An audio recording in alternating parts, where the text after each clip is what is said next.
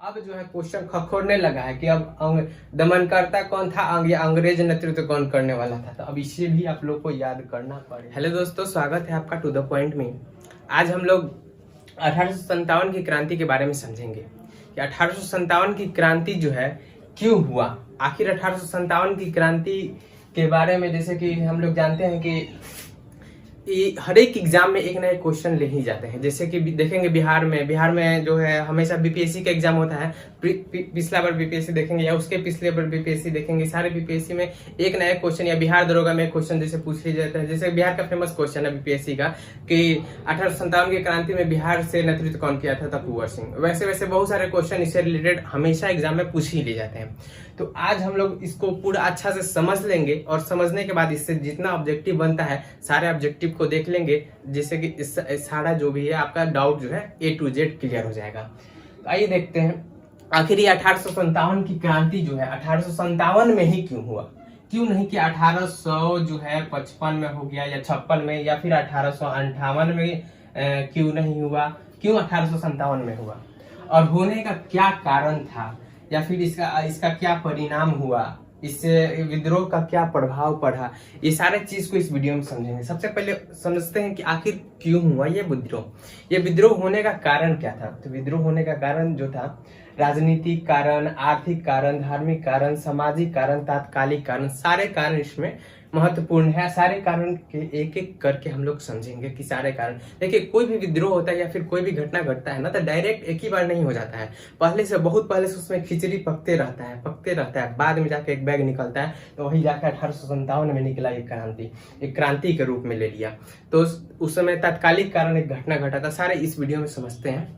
तो ये जैसे नॉर्मल एग्जाम्पल लेते हैं कि हम लोग का जैसे भारत देश है, तो भारत से अभी देखेंगे मालदीव से हम लोग कभी भी एक बार अटैक कर सकते हैं, या फिर श्रीलंका है, श्रीलंका पे अटैक कर सकते हैं, डायरेक्ट नहीं कर सकते हैं। अभी हो सकता है जैसे कि चीन या फिर पाकिस्तान, इसमें हमेशा खुरपात चलते आ रहा है। जैसे कि जब से आज़ादी हुआ 1947 से लेकर के आज तक 62 में भारत चीन युद्ध हुआ, फिर से पाकिस्तान में 71, 75, फिर 99 कारगिल युद्ध, पूरा पाकिस्तान युद्ध होते रहा था। आगे भी होने का संभावना आगे भी हो सकता है, क्योंकि हमेशा कभी कभी ऐसा मतलब देखने को लगता है कि ऐसा युद्ध हो ही जाएगा। लेकिन श्रीलंका के साथ या फिर वैसे उस सब देश के साथ शांति है तो कुछ नहीं होता है। वैसे नहीं होता है जैसे ये छोट छोट कारण जैसे होते होते बाद में एक बड़ा कारण बन जाता है। तो छोटा छोटा कारण देखते आएंगे। सबसे पहले राजनीतिक कारण देखेंगे कि राजनीतिक कारण इसमें क्या अहम भूमिका अपना निभाया है। तो राजनीतिक कारण में जो था डलहौजी की हड़प नीति, गोद लेने की प्रथा। डलहौजी के हड़प नीति के तहत देखिए क्या क्या हुआ था कि उसमें हड़प नीति में ला दिया था कि जितना भी राज्य है वो जिसका मेन मुख्य उत्तराधिकारी नहीं है उसको अपने में मिला लेता था। हड़प नीति कुशासन का आरोप लगा के झांसी को, फिर अवध को, बहुत सारे राज्य को ऐसे ही कर करके डलहौजी मिला लिया। तो उस सब का गुस्सा, उस सब छोटे छोटे राज्य के अंदर गुस्सा था कि नहीं, इस कंपनी को हम हटाएंगे, यहाँ से भगाएंगे, ये हमारे देश के लिए हानिकारक। फिर आगे देखिए आर्थिक कारण में क्या था।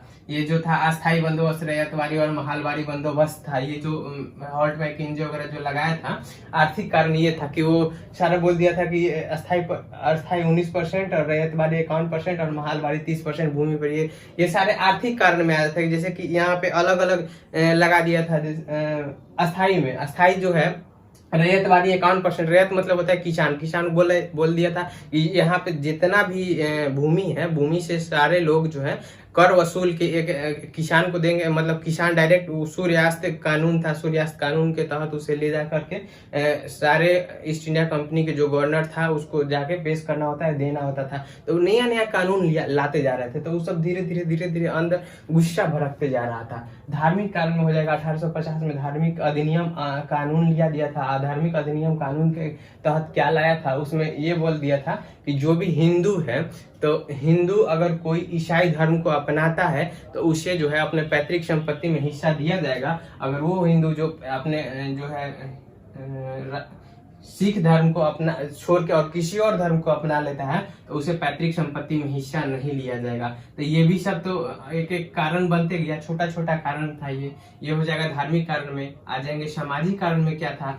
तो सामाजिक कारण में क्या था, नरबली प्रथा जो यहाँ पे चलता था इंडिया में कि नरबली प्रथा एक होता था। फिर ये पशु बलि, इशारे पे रोक लगा दिए कि नहीं, ये विधवा पुनर्विवाह को मान्यता दे दिया कि नहीं विधवा पुनर्विवाह जो है फिर से कर लिया था। 1856 में हो गया था विधवा पुनर्विवाह जो है ईश्वरचंद्र विद्यासागर की सहायता से 1856 में इसको भी मान्यता दे दिया था। ये सारे भारतीय लोग सोचते थे कि ये हमारे धर्म के खिलाफ है, ये समाज के खिलाफ है, ये हमारे समाज में जैसे चलते आ रहा था वैसे ही चलना चाहिए। तो ये सारे मतलब 56 में हुआ था। फिर अब 1857 में ही क्यों हुआ, क्योंकि ये देखिए 1857 में एक तात्कालिक कारण में क्या हुआ था कि बेस ब्रेन राइफल के स्थान पर एक एनफील्ड राइफल का प्रयोग किया गया।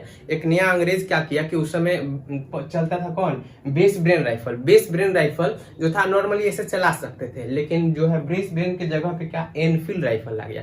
तो एनफील्ड राइफल में क्या होता था कि उसमें जो है चर्बी, जो कारतूस उसमें जो बंदूक में भरा जाता है उसको दांत से खींचना होता है। पहले लेंगे, दांत से खींचेंगे, उसको खोलेंगे, उसके बाद उसमें बंदूक में डालेंगे, उसके बाद उससे गोली चलता था। तो वही चीज था। तो उसमें जो है ब्राउन बेस राइफल की जगह पे एनफील्ड राइफल में वो जो कारतूस था, उस कारतूस के बारे में ऐसा अफवाह या फिर रियलिटी है जो फैला दिया गया कि इसमें गाय या सुअर के चर्बी से बना हुआ है। और गाय और सुअर की चर्बी से आप जान ही सकते हैं कि गाय के चलते अगर गाय का चर्बी से बना रहेगा तो हिंदू धर्म के जितना भी लोग थे वो कि या फिर सैनिक होंगे वो सारे इसका बहिष्कार किए। और मुसलमान लोग सुअर के नाम लेना नहीं चाहते हैं तो उसका चर्बी कैसे छू सकते हैं, और भी दांत से खींचना था। इस वजह से पूरा विद्रोह हो गया। तो विद्रोह मतलब सारे सैनिक बोल दिए कि नहीं हम नहीं करेंगे। अब पीछे से ये सारा कारण था ही। 1857 में क्या हुआ कि मंगल पांडे एक सिपाही थे, बहुत ही ये हिम्मती आदमी थे मंगल पांडे। इनको हम बहुत ज्यादा मानते हैं कि हाँ ये बैरकपुर छावनी, मंगल पांडे जो थे बैरकपुर छावनी के 34वें बटालियन से संबंधित थे, 34वें बटालियन के संबंधित थे। और 29 मार्च 1857 को क्या किया कि इन्होंने इसे जो है ये मतलब अच्छा पोस्ट पे थे तो मंगल पांडे को बुलाया, जो कंपनी का जो एक वहाँ का गवर्नर था तो वो बुला के बोला कि ये एनफील्ड राइफल की जगह पे आप जो है ब्राउन बेस राइफल की जगह पे एनफील्ड राइफल चलाई। तो बोले कि कैसे चलाया जाता है बताइए हमको। तो वो बोला कि इसे दांत से खींचेंगे और इसे भरेंगे।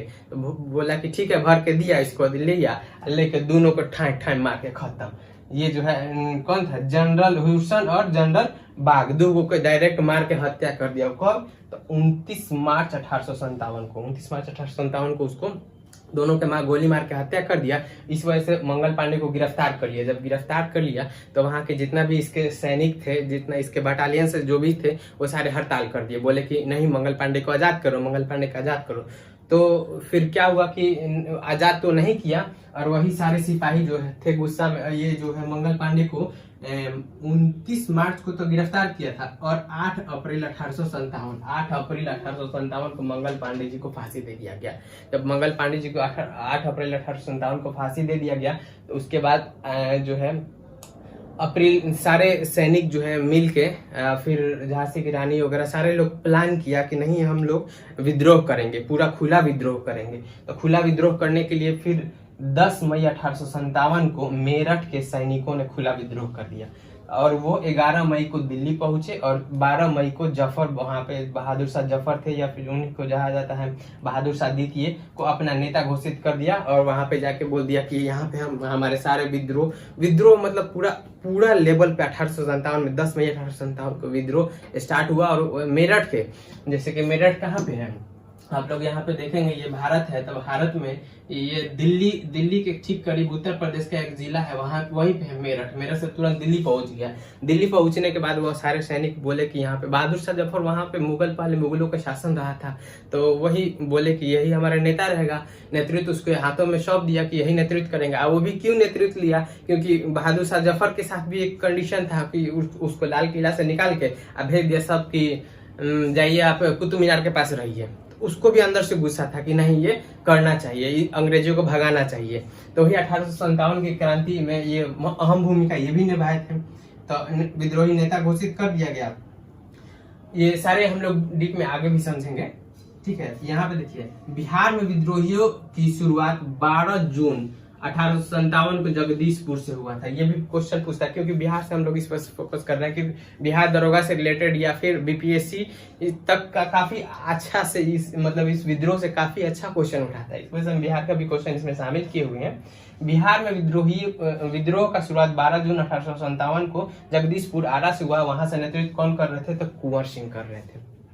तो ये सारे विद्रोह काफी हद तक अच्छे से चलता रहा, लेकिन 1858 आते आते विद्रोह को दबा दिया, अंग्रेजों ने विद्रोह को दबा दिया। इस वजह से इस विद्रोह को असफल माना जाता है। ठीक है, इसका परिणाम क्या हुआ, इस विद्रोह को असफल माना जाता है। क्यों दब गया ये विद्रोह? आखिर ये विद्रोह जो था काफी अच्छा से स्टार्ट हुआ था, लेकिन दब क्यों गया, इसमें क्या क्या कमी था, वही चीज देखते हैं यहाँ पे। निश्चित जो है लक्ष्य की कमी, इसमें निश्चित कोई एक लक्ष्य नहीं रखा गया था। सारे लोग पर्सनली अपना अपना लक्ष्य लेकर रखे थे। झांसी की रानी का अपना लक्ष्य था कि उसके पुत्र को नहीं स्वीकार रहे थे। नाना साहब जो थे उनको दत्तक पुत्र लेकर उनका पेंशन बंद कर दिया था। जफरा का क्या किया था कि वहां से लाल किला से निकाल के कुतुब मीनार भेज दिया था। सारे लोग को अलग अलग छोटा छोटा कारण था, इस वजह से ये जो था असफल रह गया। उसके बाद सेकंड में क्या कहता है, एक अखिल भारतीय नेतृत्व की कमी। कोई भी एक विद्रोह होता है तो उसका एक नेतृत्वकर्ता एक होना चाहिए। कोई एक नेतृत्वकर्ता जब तक नहीं रहेगा विद्रोह अच्छे से सफल हो ही नहीं सकता है। तो एक अच्छा नेतृत्व का कमी हो गया। इसके बाद 3 नंबर में क्या, एक अखिल भारतीय संगठन का कमी। कोई अच्छा से संगठन नहीं बनाया गया था। हाँ, ये जो है इसका प्रतीक माना जाता है कमल का फूल और रोटी। तो कमल का फूल और रोटी जो था सारे मतलब सिपाही को दे जा रहा था कि तीन रोटी और एक कमल का फूल। 3 रोटी मतलब की हो जाएगा, 3 रोटी मतलब 30, एक कमल का फूल, ये कमल का फूल हो जाएगा। तो 3 रोटी मैंने 3, एक कमल का फूल, ये हो जाएगा। 30 मई को विद्रोह करना था। ठीक है, 30 मई को। तो वो जो ले जाने वाला था रोटियां कहीं कहीं सूख गया, गिर गया, तो वही कहीं एक रोटी पहुंचा, कहीं 2 रोटी पहुंचा, लेकिन वो कमल का फूल पहुंचा था। तो सब कोई 20 मई को समझ गया, कोई किसी के पास 1 पहुंचा था, तो वो 10 मई को स्टार्ट कर दिया विद्रोह। इस वजह से एक सही से संगठन नहीं हो पाया था, सही से इसका नेतृत्व नहीं हो पाया था। इस कारण से भी ये विद्रोह जो था असफल माना जाता है। और एक और कारण क्या था कि ये जो था विद्रोह दक्षिण भारत में अच्छा से नहीं फैला हुआ था, मात्र ये उत्तर भारत में ही ये विद्रोह अच्छा से फैला हुआ था। उत्तर भारत में ही विद्रोह फैला और दक्षिण भारत में बिल्कुल अछूता रह गया। इस वजह से भी इस विद्रोह को असफल माना जाता है। नेक्स्ट आएंगे जमींदार और पूंजीपति वर्ग इसमें साथ नहीं दिए थे। देखिए अभी भी हम बात कर रहे हैं कि अगर मान लीजिए भारत के साथ, अगर चाइना के साथ अभी भी युद्ध हो जाता है, तो युद्ध हो जाएगा तो हम लोग युद्ध के लिए हमेशा तैयार रहेंगे। जो किसान है, जो सैनिक है, एकदम हमेशा तैयार रहेगा। अगर किसान मान लीजिए अगर सैनिक में अगर ज्यादा जरूरत पड़ता है कि और ज्यादा सैनिक चाहिए तो एनसीसी वाले को बुलाया जाता है। एनसीसी वाले को भी अगर और ज्यादा कमी रह गया तो नॉर्मल जो भी है सारे लोग के घर से गांव से लोग जाके बोलता है कि हम देश के लिए लड़ेंगे, देश के लिए लड़ेंगे, और देश के लिए सब जाते हैं लड़ने के लिए। लेकिन कौन नहीं जाएगा? अंबानी के बेटा जाएगा कभी? कोई बड़ा बड़ा नेता के बेटा जाएगा लड़ने के लिए? नहीं जाएगा। वही जो है वही उस समय भी यही हाल हुआ था कि जमींदार वर्ग, जो जमींदार थे बड़का पूंजीपति वर्ग थे, उस समय भी इसमें साथ नहीं दिए थे, तटस्थ रहे थे, माने चुपचाप रहे थे। चलो हो रहा है। अभी भी अंबानी वो लोग जो है वो लोग इसमें लड़ने के लिए डायरेक्ट रूप से नहीं जाएंगे। भले आर्थिक सहयोग दे देंगे लेकिन डायरेक्ट रूप से लड़ने नहीं जाएंगे। तो वही चीज यहाँ पे भी हुआ था कि पूंजीपति वर्ग, ये भी डायरेक्ट क्वेश्चन आता है कि ये 1857 की क्रांति में कौन साथ नहीं दिए थे? तब पूंजीपति वर्ग और जमींदार वर्ग इसमें साथ नहीं दिया था। ठीक है, आगे देखेंगे विद्रोह का परिणाम क्या हुआ। यहाँ पे तब तक देखते हैं विद्रोह के प्रमुख केंद्र, वो प्रमुख नेता। ये से डायरेक्ट यहाँ से भी क्वेश्चन आते हैं कि दिल्ली से विद्रोह का नेतृत्व कौन किया था, कानपुर से कौन किया था, इलाहाबाद से कौन किया था, बरेली से, फतेहपुर से। डायरेक्ट क्वेश्चन यहाँ से भी पूछता है कि यहाँ से नेतृत्व कौन किया था और वहां से विद्रोही नेता कौन था और दमनकर्ता कौन था। सारे क्वेश्चन आते हैं। तो देखते हैं, सबसे पहले याद करने का सबसे आसान तरीका बताते हैं। दिल्ली से देखिए, दिल्ली में तो हम लोग जानते हैं कि उस समय मुगलों का राज था, बहुत दिन से मुगलों का राज था। तो मुगल जो था दिल्ली में बहादुर शाह जफर, उस समय 1857 में था, बहादुर शाह जफर बच गया था। 37 से लेके 57-58 तक वही जफर ही शासन किया था, 1837 से लेके। तो वहां दिल्ली में था, तो दिल्ली में बहादुर शाह जफर ही था। लेकिन वो क्या हुआ था, बुढ़ा हो चुका था। तो बुढ़ा हो चुका था जिस वजह से सैनिक नेतृत्व करने के लिए बख्त खां को रखा था। वो वहां से डायरेक्ट ये भी घुमा के क्वेश्चन पूछता है कि 1857 की क्रांति के समय में दिल्ली के नेतृत्व में जो है सैन्य नेतृत्व कौन कर रहा था? तो वक्त का। अगर डायरेक्ट पूछेगा नेतृत्व करता कौन था? तो बहादुर शाह। सैन्य नेतृत्व वक्त का।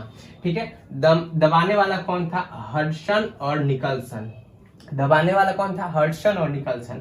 अब ये भी पूछता है तो दबाया कौन? देखिए विद्रोह दबाते समय में ये दमनकर्ता में निकलसन जो निकल गया, निकलसन निकल गया, याद करेंगे क्योंकि निकलसन मारा गया था, ठीक है, निकलसन मारा गया था और हडसन ने विद्रोह को दबा दिया था। ये भी क्वेश्चन पूछता है, इसे ध्यान रखेंगे। निकलसन निकल गया था मतलब मर गया था, ठीक है। दिल्ली के बाद आते हैं नीचे लखनऊ, उसके नीचे लखनऊ था।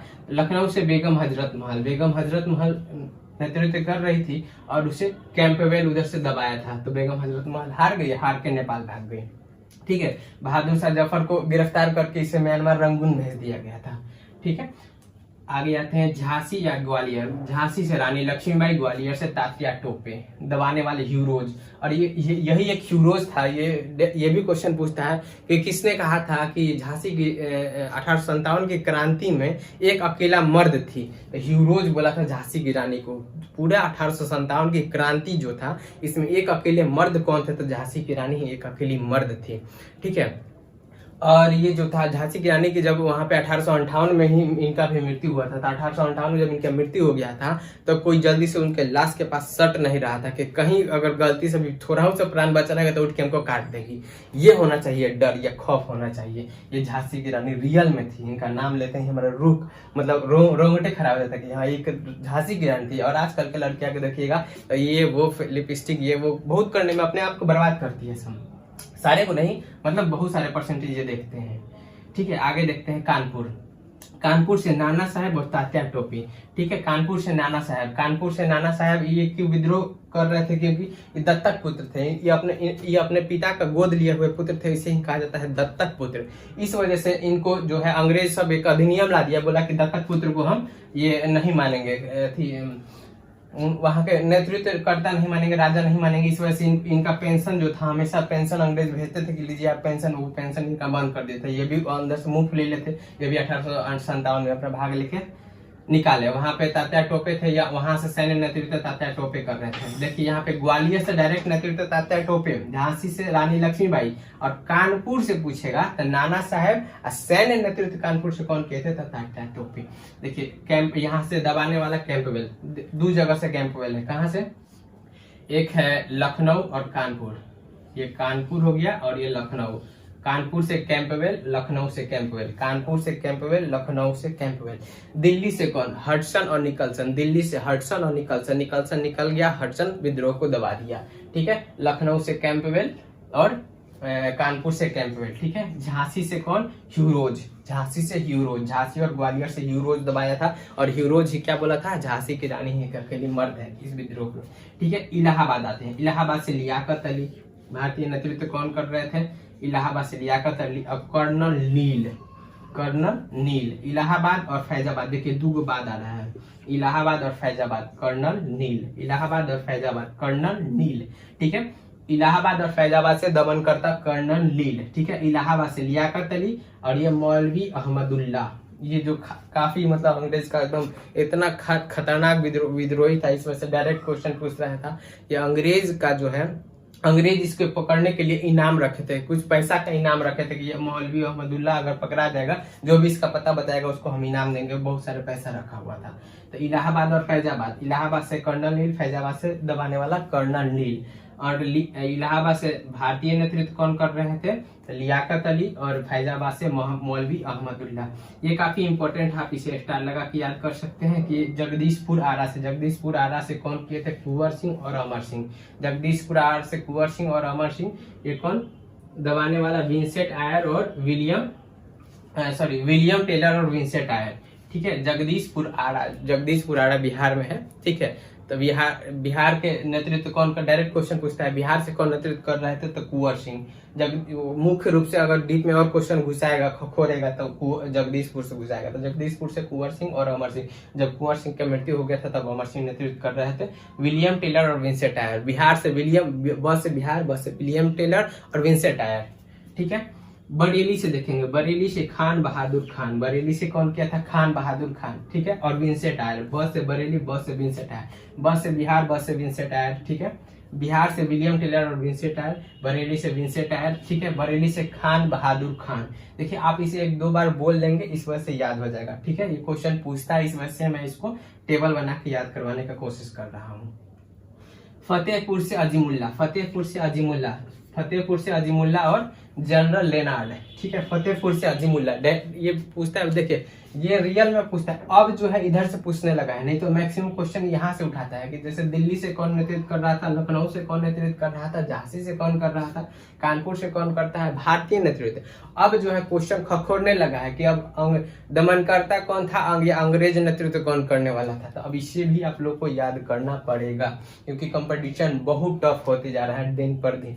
ठीक है, इस वजह से आपको ध्यान रखना होगा। एक दो बार इसे बोल लेंगे अच्छा से याद हो जाएगा। ठीक है, दिल्ली से बहादुर शाह, लखनऊ से बेगम हजरत महल, झांसी से रानी लक्ष्मीबाई, कानपुर से नाना साहेब, इलाहाबाद से लियाकत अली, फैजाबाद से मौलवी अहमदुल्ला, जगदीशपुर से कुंवर सिंह, बरेली से खान बहादुर खान, फतेहपुर से अजीमुल्ला। टोटल याद कर लेंगे, एक दो बार बोल लेंगे या अच्छे से इसे देख लेंगे, याद हो जाएगा। ठीक है, नेक्स्ट आते हैं विद्रोह का क्या प्रभाव पड़ा। ठीक है, अच्छा विद्रोह तो हो गया, पूरा विद्रोह 1858 तक हुआ, दबा भी, लेकिन कुछ ना कुछ तो प्रभाव पड़ेगा है क्योंकि ये विद्रोह था, काफी अच्छा विद्रोह, काफी मतलब हेवी विद्रोह माना जाता है 1857। पहला इसे ऐसा ही थोड़ा इसे कहा जाता है कि स्वतंत्रता का पहला संग्राम 1857 की क्रांति को, क्योंकि ये जो था विद्रोह काफी मतलब हद तक अंग्रेज को, ईस्ट इंडिया कंपनी को हिला दिया था।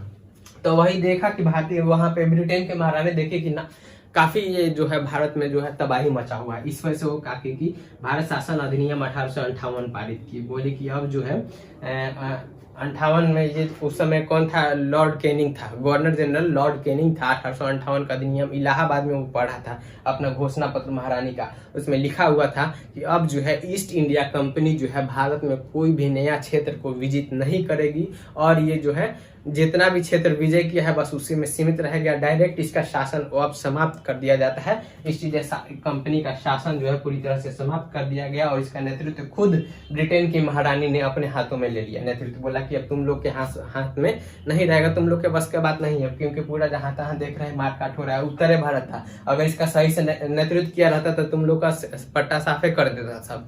तो इस वजह से क्या किया कि महारानी का कि वो अपने हाथ में नेतृत्व ले ली। उसके बाद ये क्या किया कि दोबारा जो है सैन्य का पुनर्गठन कहाँ से किया गया, इसके लिए एक पील आयोग का गठन किया गया। पील आयोग, ठीक है, पील आयोग का गठन किया गया जो कि पूरा देखा गया तो इतना सैनिक जब पूरा विद्रोह करने वाले हैं तभी इस यहाँ से तो सैनिक रखेंगे नहीं, तो उसमें से पील आयोग एक गठन हुआ। बोला कि ये अपना अनुसार सैनिक चुनेगा कि कहाँ से सैनिक इसमें लिया जाए। एक और क्वेश्चन यहाँ से निकलता है 1857 की क्रांति के समय में सर्वाधिक सैनिक कहाँ से थे, तो सर्वाधिक सैनिक अवध से थे। सर्वाधिक सैनिक कहाँ से थे, तो अवध से। तब पील आयोग क्या किया, जो उस समय ब्राह्मण और राजपूत वर्ग के लोग को उसमें से सेना में बहुत कमी किया, क्योंकि शुरू से यही लोग थे और काफी ये विद्रोह कर दिए थे। इस वजह से राजपूत और ब्राह्मण को सेना में कम किया और किसको ज्यादा लिया, तो नेपाली को, सिख को तथा पठानी सेना को अपने सेना में भर्ती किया। ठीक है, और 1857 के समय में ये एक और क्वेश्चन यहाँ से इंपॉर्टेंट निकलता है। 1857 के समय में ब्रिटेन का प्रधानमंत्री कौन था, तो पाम आर्मस्ट्रांग। पाम आर्मस्ट्रांग 1857 के क्रांति के समय में वहां के प्रधानमंत्री थे। यहाँ से भी क्वेश्चन निकलता है। और एक और यहाँ से क्वेश्चन निकलता है, विद्रोह के समय सरकारी इतिहासकार कौन थे, तो एसएन सेन। सरकारी इतिहासकार कौन थे, एसएन सेन। ठीक है, तथा उन सबों का मध्य से देखिए अंग्रेजों में ये जो 1857 की क्रांति तो बहुत बड़ा क्रांति हुआ था, तो इसमें बहुत सारे अलग अलग इतिहासकार ने अलग अलग अपना मत दिया। विद्रोह है तो सारे चीज को नेक्स्ट फिर अगला वीडियो में समझ लेते हैं। ठीक है, तब तक के लिए जय हिंद।